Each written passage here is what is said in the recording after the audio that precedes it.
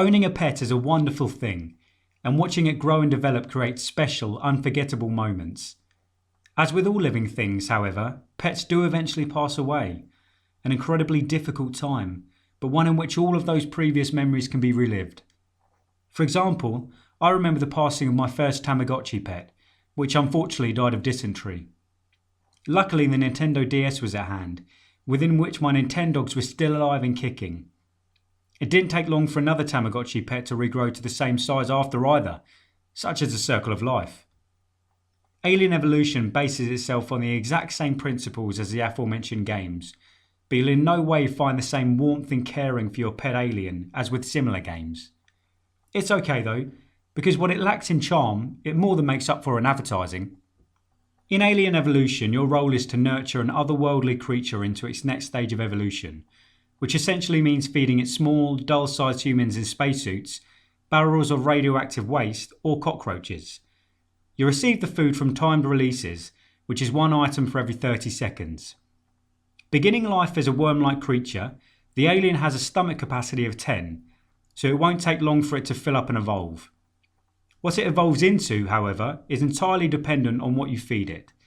Recipes on the left-hand side of the screen let you know the exact blend of human, radioactive waste and cockroach which is needed for it to grow to a specific type of creature. Its food requirement will increase, and it will be set on a certain branch on the tree of evolution. Not only food is required to evolve, but purple stars also.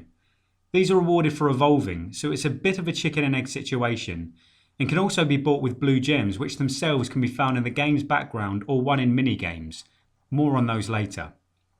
If, as you're bound to, you run out of purple stars, your pet needs to rewind back to its original state so that you can start the whole process again, but this time taking a different path. The hilariously misspelled gallery with 2 A's allows you to see the tree in full, showing you which stages of evolution you've already been down and the others that you need to explore.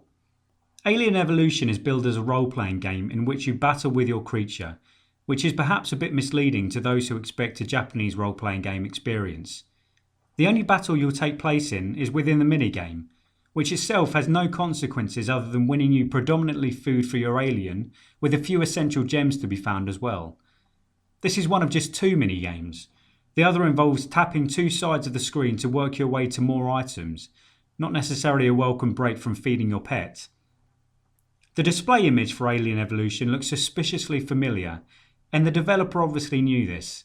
It has no relation whatsoever to films of a similar title, and seems to be a way of luring players into a tedious and fruitless game. This is further backed up by the amount of advertising it pushes. With just 1 food item released every 30 seconds, you can be waiting hours to level up some of the later aliens. Unless, of course, you watch a video and are rewarded with 10. Every time you boot the game up, an advert appears. Often you go to look in the gallery and another 30-second clip is thrown in your face. It really epitomises everything that is wrong with advertising-driven apps and tarnishes an industry which, by and large, produces some fantastic apps. Let this not distract from Alien Evolution being a genuinely dull experience though. The evolution system is an interesting one, but with only 3 items of food to give your creature in drips and drabs, and only 2 games to play which themselves have play limits, you're often staring at the screen wondering exactly how long it would take for this thing to change. Then, when it does, the whole process begins again, but with even more time required. As this is written, memories of playing baseball and reading stories to a Tamagotchi flood back. I haven't fed it in 18 years. I wonder how it's getting on.